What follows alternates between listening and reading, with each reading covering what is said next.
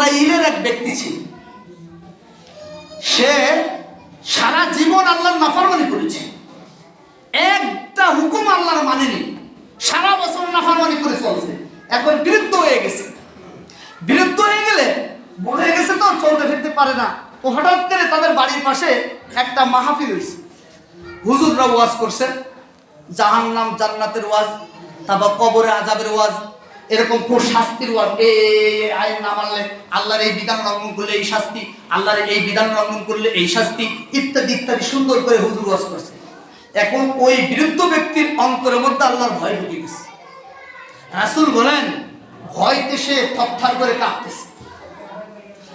আল্লাহ রাসূল বলেন এইবার ওই ব্যক্তি বাড়ি চলে আসছেন, বাড়ি আসে তার ছেলেদেরকে ডাক দিছে, এইদিকে আসো। বলে কি আব্বা কি হয়েছে? বলে এই ব্যাপার, আমি সারা জিন্দেগি আল্লাহর নাফরমানি করেছি, আল্লাহর বিধান মানি নাই।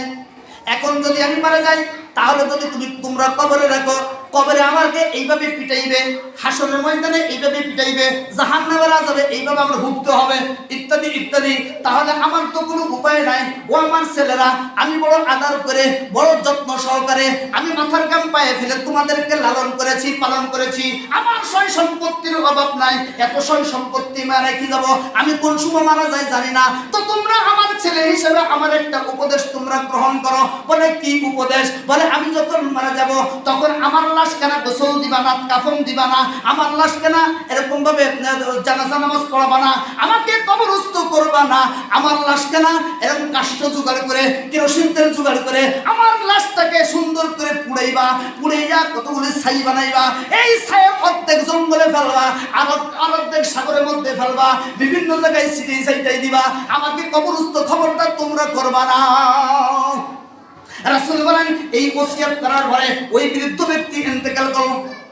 তখন ইন্তেকাল করে ফেলেছে, এইবার ছেলেরা বলতেছে বাবা জান তো এই ওসিয়ত করে গেছিলেন, এইবার কাষ্ঠ জোগাড় করেছেন। রাসূল বলেন হাদিসের ঘটনা, রাসূল বলেন ছেলেরা কাষ্ঠ জোগাড় করেছেন, কাষ্ঠ জোগাড় করে কেরোসিন তেল জোগাড় করে সুন্দর করে পুড়িয়া সেই ছাইগুলো এরকম ভাবে জঙ্গলের মধ্যে ফেলছে, কিছু ছাই দরিয়ার মধ্যে ফেলছে, ফেলে সকলেই চলে আসছে। আল্লাহ রাসূল বলেন আল্লাহ তাআলা এইবার সব কিছু চাইয়ে চাইয়ে দেখতেছেন, ঠিক কি না? আল্লাহ দেখেন কি দেখেন? আল্লাহ তাআলা তখন বলতেছেন ইন্নামা আমরুহু ইযা আরাদা শাইআন আইয়াকুলু লাহু কুন ফায়াকুন।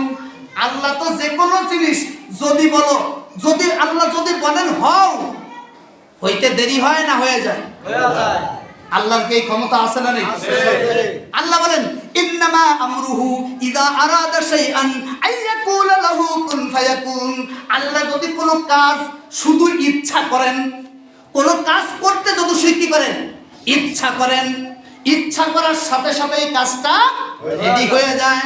আল্লাহ তাআলা এইবারে হুকুম দিলেন, আল্লাহ তাআলা হুকুম দিলেন সাগর তোদের মাঝে যেই বৃদ্ধ পুরানো যেই ছাইটুকু ফেলা হয়েছে, এই জঙ্গল তোদের মাঝে যেই ছাইটুকু ফেলা হয়েছে, এই সমস্ত ছাইগুলো এক জায়গায় একত্রিত করে দে। আল্লাহর ওয়াটার পাওয়ার সাথে সাথে জঙ্গল আর ওই সাগর সমস্ত ছাইগুলো একত্রিত করে দিয়েছেন। আল্লাহ তাআলা বলেন এই বুড়া তুই হয়ে যা।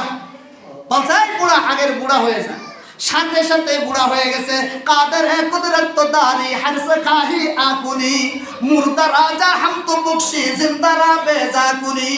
সাথে সাথে একটা বুড়া হয়ে গেছে, আগের বুড়া। এইবার আল্লাহ তাআলা জিজ্ঞেস করতেছে এই বুড়া তুই উল্টা ওসিয়ত করলি কা? মুসলমান মারা গেলে তার লাশের গোসল দিতে হয়, তার কাফন পরাইতে হয়, তার জানাজা দিতে হয়, তাকে কবরস্থ করতে হয়, তুই উল্টো ওসিয়ত করলি কা? ব্যাপারটা কি? ওই বুড়া তখন বলতেছে আরশে আযমের মালিক, সারা জিন্দেগি আপনার নাফরমানি করেছি, সারা জীবনে কোনোদিন আপনার হুকুম মানতে পারি নাই, সারা জিন্দেগি আপনার হুকুমকে লঙ্ঘন করে চলেছি, আপনার সন্তুষ্টি অর্জন করতে পারি নাই। শেষ বয়সে এক মাহফিলে গিয়েছিলাম, এই মাহফিলে গিয়ে দেখি হুজুর ওয়াজটা করলেন, এতে আমার কোনো উপায় নাই, কবরে উপায় নাই, হাসরে উপায় নাই, জাহান্নাম ছাড়া উপায় নাই। তাই আমি আপনার শাস্তি আমি সহ্য করতে পারবো না, এই জন্য আমার ছেলেদেরকে আমি এইভাবে ওসিয়ত করেছি। আল্লাহ তাআলা তখন বললেন বান্দা তাহলে তোর মধ্যে আমার ভয় ঢুকছে, আমার আযাবের সত্য, আমার আযাব যে আছে, জান্নাত জাহান্নাম যে আছে, কবরের আযাবের সত্য, এটা তুই ইয়াকিন করেছিস, এটা তো সত্য? বলে হ্যাঁ। আল্লাহ তাআলা বললেন এ বান্দা, আমার বান্দা, ইয়া আব্দি, এ আমার তাআলা, আমি আল্লাহ তাআলা দয়ার সাগর, আমি আল্লাহ তাআলা দয়া করিয়া আমি তোর জিন্দেগীর গুনাহ মাফ করে তোকে জান্নাতবাসী বানায় দিলাম। সুবহানাল্লাহ। এই ক্ষমতা আল্লাহর আছে না নেই? আছে। এই মাহফিলে আসলে উপকার আছে না ক্ষতি? উপকার। এই মাহফিল